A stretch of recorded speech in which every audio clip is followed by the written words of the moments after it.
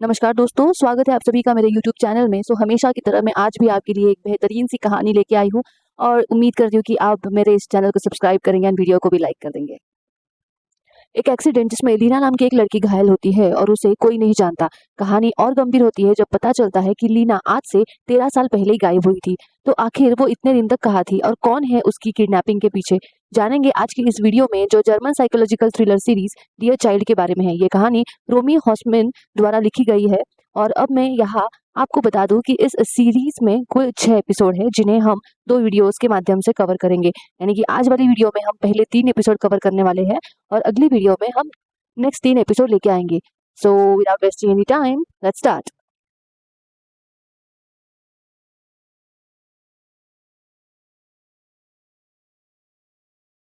ये कहानी जर्मनी के एक छोटे टाउन आर्जन की है और पहले से सीन में हमें एक घर दिखाया जाता है जहाँ मौजूद एक औरत और 2 बच्चे, ये सब एक कमरे में खेल रहे होते हैं। तभी कमरे कमरे की खिड़की पर हमें एक इंसान आता हुआ देखते हैं। इन्हें ये बच्चे पापा कहकर बुलाते हैं और यहाँ हम देखते हैं कि इस आदमी ने इन लोगों को लॉक करके रखा हुआ है। पापा आते ही सभी एक लाइन में खड़े हो जाते हैं और अपने अपने हाथ आगे कर दे देते हैं और ये आदमी इन सभी के हाथ चेक करता है और उसके बाद दोनों बच्चों को एक एक चॉकलेट बांट देता है। लेकिन यहाँ ये औरत काफी कांप रही थी और उसकी आंखों में आंसू निकलने लगते हैं और यहाँ इस पर ये आदमी गंभीर मगर सख्त शब्दों में कहता है कि लीना, तुम्हें मालूम है कि तुम्हें बच्चों के सामने नहीं रोना। ये सुनकर लीना भी डर जाती है और सीन कट हो जाता है और अगले सीन में हम लीना को आधी रात में घर से भागते हुए देखते हैं। लेकिन भागते हुए वो एक गाड़ी से टकरा जाती है और सीन वापस कट होता है। अब हम लीना को एक एम्बुलेंस में देखते हैं। कुछ पैरामेडिक्स उसे संभाल रहे थे क्योंकि लीना की हालत काफी नाजुक है। जब डॉक्टर उसके ब्लड टाइप का जिक्र करते हैं तब बगल से वही बच्ची जिसे हमने उस घर में देखा था, वो कहती है कि उसकी माँ का ब्लड टाइप AB निगेटिव है।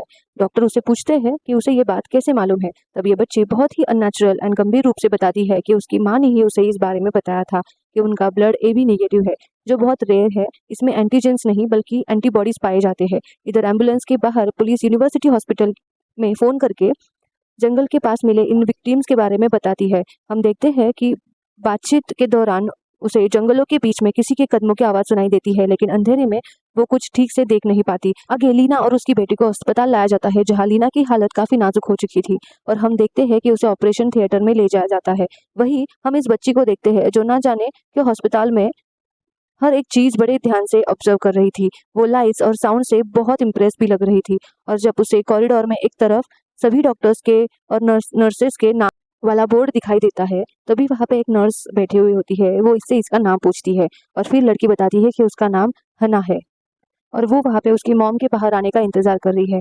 नर्स उसे बताती है कि उस नर्स का नाम रुथ है और वो उससे कुछ सवाल करना चाहती है। इसके लिए वो हना को अपने साथ चलने के लिए कहती है। दूसरी तरफ हम ट्रॉमा रूम में लीना को देखते हैं जिसे बेहोशी की हालत में कुछ डरावने फ्लैशबैक याद आ रहे हैं। इन यादों में वो खुद को एक हथकड़ी से बंधा हुआ देखती है और वो किसी को खुद पर अटैक करते हुए देखती है। लेकिन इस बीच उसे हैना का चेहरा भी दिखता है और वो अपने दिल में कहती है कि वो जगना नहीं चाहती, प्लीज उसे जगना नहीं है। वहीं दूसरी तरफ नर्स रूथ हैना को कुछ नए कपड़े देती है और उससे पूछती है कि वो उसकी मॉम यहाँ कैसे पहुंची। उसकी मॉम को रास्ते पर किसने धक्का मारा था और इस पर हैना कहती है कि जिस आदमी ने उसकी माँ को गाड़ी से धक्का मारा वो तो काफी भला इंसान है। मॉम तो खुद ही बीच रोड पे आ गई थी और वो आदमी एम्बुलेंस आने तक वहीं पे रुका हुआ था। उसकी माँ की दिमागी हालत कुछ ठीक नहीं है और बल्कि हना ही उसे संभालती है। और जब हना से उसके घर के बारे में वो नर्स पूछती है तब हना बताती है कि उसकी मॉम उसके पिता को एक एक्सीडेंट में मार डालना चाहती थी, जबकि उसके पिता काफी अच्छे हैं और वो उन्हें कभी चोट नहीं पहुंचाते हैं। ये बात सुनकर रूथ थोड़ा परेशान हो जाती है और बाहर आकर पुलिस को इस बारे में बताती है। और यहाँ हम सीरीज के अगले मेन कैरेक्टर से मिलते हैं जो आचन के CID ऑफिसर है और रूथ उन्हें हैना के बारे में बताती है और कर्ट को इस बच्ची की बातें काफी परेशान कर देती है और वो अपनी जूनियर को जंगल के आसपास के रोड्स पे नजर रखने के लिए कहती है। और हैना को हम अपने कमरे से बाहर झांकते हुए देखते हैं जहां वो हर एक चीज को बड़ी गौर से देख रही थी। तभी वो अस्पताल के बाहर कुछ मशीन्स लगातार देखती जा रही थी जिनका नाम वह बताती है कि ये सर्कुलेशन मशीन्स है और वो कहती है कि I am a big girl and remember everything correctly. I did everything right down। के दूसरे तरफ हम मिलते हैं एक और डिटेक्टिव से जिसका नाम है गर्ड। गर्ड हना और लीना की खबर न्यूज में पढ़ता है और उसकी आंखें चमक उठती है।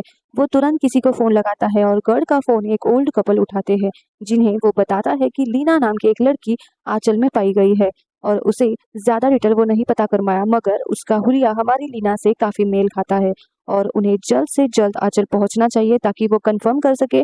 उस बात को सुनकर उस बूढ़े आदमी जिसका नाम मैथस है वो फ़ोन तुरंत रख देता है और अपनी बीवी कैरन को बताता है कि लीना मिल गई है।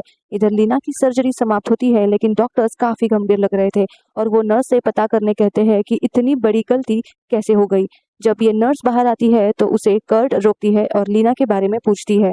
नर्स सिर्फ इतना ही कहती है कि उसकी हालत काफ़ी ख़राब हो गई थी, पर उसकी बेटी हिना का कहना था कि उसका ब्लड ग्रुप AB नेगेटिव है, जो कि सच नहीं था एंड डॉक्टर उसे बेयरली बचा पाए। दूसरी तरफ हम हैना को देखते हैं जो कि रूथ के साथ एक ड्राइंग कर रही है और हैना अपने घर का पिक्चर बनाती है। वहाँ नर्स को बताती है कि पिक्चर में उसके साथ अपना भाई जोनाथन भी है। रूथ ऑब्जर्व करती है कि इस घर की खिड़कियां बंद है, जिस पर हैना बताती है कि पापा इन विंडोज़ को हमेशा बंद रखते हैं क्योंकि फ्रेश हवा आने के लिए उनके घर में सर्कुलेशन मशीन्स लगाए गए हैं। और हैना कहती है कि उन्हें जोनाथन को लेने वापस घर पे जाना चाहिए। नर्स हैना से कहती है कि उन्हें जोनाथन को लेने वापस उनके घर जाना चाहिए एंड देन स्लाइटली उससे उसके घर का पता पूछने की कोशिश करने लगती है। लेकिन हैना कहती है कि जोनाथन को लोगों से बहुत डर लगता है और प्लस घर में जो कारपेट पे काफ़ी खून जमा हुआ है उसे भी साफ करना होगा, तो उसके लिए कोई तो होना चाहिए था ना। इस पॉइंट पे हम सचमुच हैना के घर का सीन देखते हैं जहाँ हम जोनाथन को कारपेट पर लगे हुए खून को साफ करते हुए देखते हैं। उसके पास एक डेड बॉडी भी पड़ी हुई थी जिसका सर काले कपड़े से ढका हुआ था।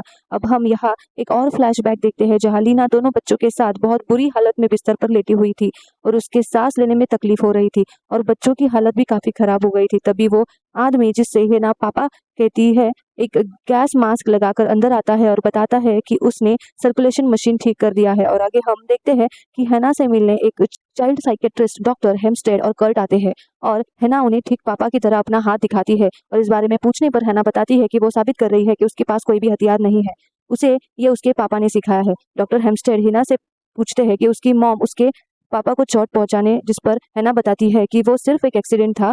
बातचीत के दौरान वो यह भी कहती है कि वो स्कूल नहीं जाती और उसकी मॉम लीना उसे घर पर ही पढ़ाती है। कर्ट हैना से घर से भागने के बारे में पूछने की कोशिश करता है, लेकिन हैना कोई जवाब नहीं देती। इंस्टेड वो अपना और उनसे कहती है कि वो बस अपने घर पे जाना चाहती थी और वो अपने माँ के साथ समंदर के किनारे जाना चाहती है जैसे वो एक बार गए थे। अब तक मैथस और कैरिन भी अस्पताल पहुंच चुके थे और वो डॉक्टर को बताते हैं कि वो अपनी बेटी लीना से मिलने आए हैं और कर्ट उन्हें रोकने की कोशिश भी करती है, लेकिन वो नहीं रुकते और जब डॉक्टर्स उन्हें अंदर ले जाते हैं तो लीना को देख के मैथस और कैरिन टूट जाते हैं और वो कहते हैं कि वो उनकी बेटी है नहीं है। इस बात को जान लेने के बाद मैथस इनकंसोलेबल हो चुका है और डॉक्टर किसी तरह उसे संभालने की कोशिश करते हैं। इस कमोशन के बीच में इंस्पेक्टर गर्ड भी वहां आ जाता है और गर्ड उससे पूछती है कि ये सब आखिर क्या हो रहा है। तब गर्ड उसे बताता है कि वो लीना बेग नाम के एक मिसिंग लड़के के केस के इंचार्ज है जो अब से 13 साल पहले गायब हुई थी और आज जब ये वाली लीना यहाँ पे भर्ती हुई तो उसे डिस्क्रिप्शन से लगा कि ये शायद वही लीना है जो 13 साल पहले गायब हुई थी, लेकिन शायद उनका दावा गलत निकला।